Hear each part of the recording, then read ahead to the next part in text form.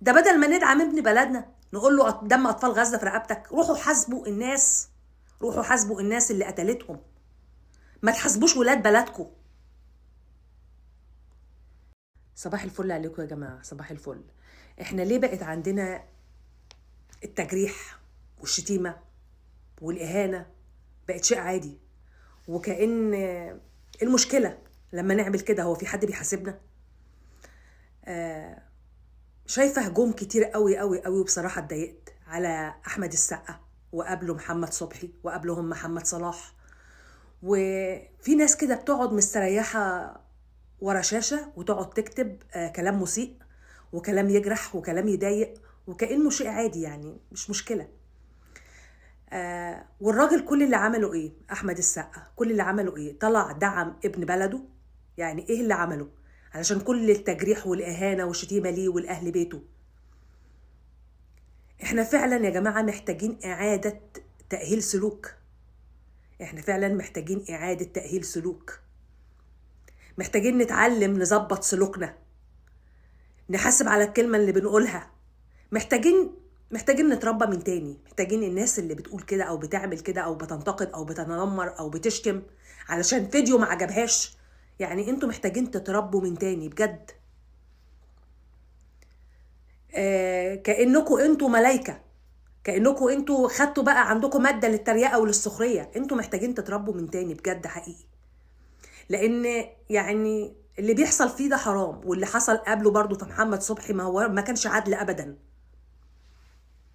يعني لو احمد السقا عمل ايه يا جماعة؟ طلع دعم ابن بلده بفيديو. ليه كل الشتيمة وكل التجريح وانت فاكر نفسك ميجا ستار، هو ليفربول هيسمع لك؟ هو خلاص هو عمل حاجة ايجابية، على الاقل اتحرك، على الاقل قال حاجة. ليه كل النقد والشتيمة والاهانة دي؟ يعني الراجل ده يمكن انا مش من المعجبين بفنه، بس الراجل ده محترم. الراجل ده عمره ما شفناه جه في برنامج اتنمر على حد او قال كلمة مسيئة في حد او نم على حد من برامج النميمة اللي بتبقى موجودة على الشاشات. ما شفناهوش طلع في حاجة زي كده. يبقى ليه الإهانة وليه الشتيمة وليه التجريح؟ على فكرة في دول الخليج أي حد بيكتب كلمة مسيئة، ولو إخواتنا الخلايجة يصلحوا لي لو أنا غلطانة، بيتقبض عليه وبيدفع غرامة محترمة علشان يتعلم الأدب. واحيانا بيحرموه ان هو يستعمل السوشيال ميديا لمده يمكن معرفش قد ايه، يعني سنه او حاجه، علشان يتعلم الادب. احنا عندنا ما بنحاسبهوش، مفيش رقيب ولا حسيب عليه، غير لو حد راح قدم بلاغ ساعتها نجيبه ونحاسبه. الا لو حد قدم بلاغ نجيبه بقى ونحاسبه ونشوفه قال ايه. لكن الناس دي لو محطوط لها قانون من الاول، انك انت لو شتمت، انت لو جرحت في حد، انت لو تنمرت على حد هتتجاب. ومع ذلك الراجل قال انا مش هقدم بلاغات في حد. هقدم ضد مين ولا مين؟ ولو مش عايزيني اختفي خالص. حقيقي يعني كلامه امبارح فيا مع عمرو اديب اثر فيا جدا. كلامه امبارح مع عمرو اديب اثر فيا جدا. يعني ليه نوصل بني ادم للمرحله دي؟ ليه؟ يعني اكتب كلمه كويسه او ما تكتبش، او انتقده، بس انتقده بادب من غير ما تشتمه، من غير ما تعمله ماده للكوميديا وللهزار وللضحك، ويبقى ماده تريقه يعني لذيذه. ليه؟ وبعدين محمد صلاح برضو شايفه هجوم على محمد صلاح. دم اطفال غزه في رقبتك، استغنوا عنك بعد ما بعت اطفال غزه علشانهم. انا اول مره اعرف ان محمد صلاح ليه دخل بموت اطفال غزه، حقيقي اول مره.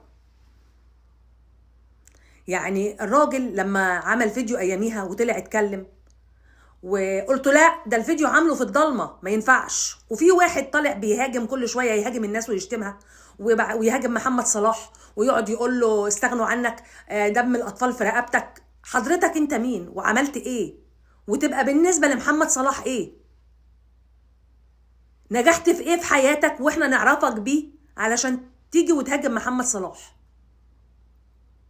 ده بدل ما ندعم ابن بلدنا نقول له دم اطفال غزه في رقبتك؟ روحوا حاسبوا الناس، روحوا حاسبوا الناس اللي قتلتهم، ما تحاسبوش ولاد بلدكم. يعني بجد حاجه غريبه. انما لا انت رموك، انت عملوك، لا ده ابن بلدك. ده انا هنا في دوله فيها جنسيات من جميع انحاء العالم، كل ما يعرفوا ان انا مصريه يقولوا لي انتي تعرفي مو صلاح؟ سلميني عليه. فكرين ان انا عشان مصريه يعني اعرفه معرفه شخصيه. فيعني احنا عندنا حد عالمي قوي يا جماعه، حد كده زي عمر الشريف. ليه نقعد نفشل الناجح لغايه اما يفشل فعلا؟ بره بيدعموا الفاشل لغايه اما ينجح. يعني احمد زويل ولا مجدي يعقوب ولا الناس دي نجحت فين؟ نجحت بره وجت خدمت بلدها. يعني بجد انا مستغربه. وبعدين الهجوم على محمد صبحي، الهجوم على محمد صبحي، ليه كل الهجوم ده على محمد صبحي؟ راجل تعبان طالع من المستشفى، بقاله في المستشفى، بقاله فتره في المستشفى، ليه كل الهجوم ده عليه؟ انت هي اللي سبت السواق يجري وراك. طب هو هيشوف السواق من ورا ازاي يعني هو بيجري وراه؟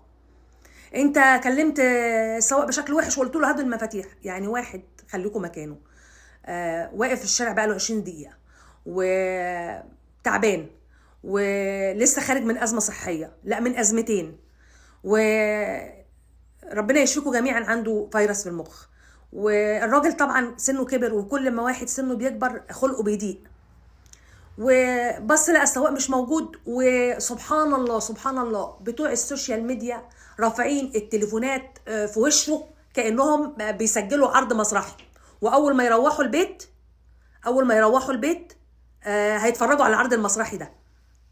انتوا مين؟ انتوا ليه بتعملوا كده؟ انتوا ليه بتقعدوا تضايقوا الناس بالطريقه دي؟ ليه بتضايقوا الناس بالطريقه دي؟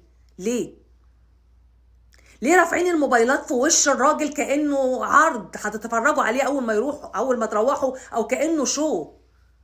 تخيل انت واقف وتلاقي 50 60 تليفون مرفوعين في وشك، والناس ديت ما بتسمعش وما بتشوفش. ما خلاص امشوا، ما تمشوش، لا مش هيسمعوا، هم واقفين عاملين التليفون كده. ودول ابعد ما يكون عن انهم يكونوا صحفيين. دول انا متأكدة انهم مرتزقة السوشيال ميديا، دول مرتزقة السوشيال ميديا اللي بيسترزقوا عن طريق اليوتيوب وعن طريق صفحات الفيسبوك اللي بيحطوا عليها اي حاجة. شوفوا محمد صبحي قال ايه، وشوفوا محمد صبحي عمل ايه. والناس دي بجد ناس يعني مش عارفة اوصفها بايه، مش عايزة اغلط زيهم يعني، بس مش عارفة اوصفها بايه. ما نحترم الناس كده زي يعني، شوفوا بره بيعملوا ايه. ليه نقتحم خصوصية الناس بالطريقة دي؟ واحد رايح يركب عربيته، اللوم ما يبقاش على محمد صبحي ابدا، اللوم ما يبقاش على محمد صبحي ابدا، يبقى على مرتزقة السوشيال ميديا. ارجوك يا جماعة، الكلمة ممكن تقتل، نرحم بعض شوية، نرحم بعض شوية.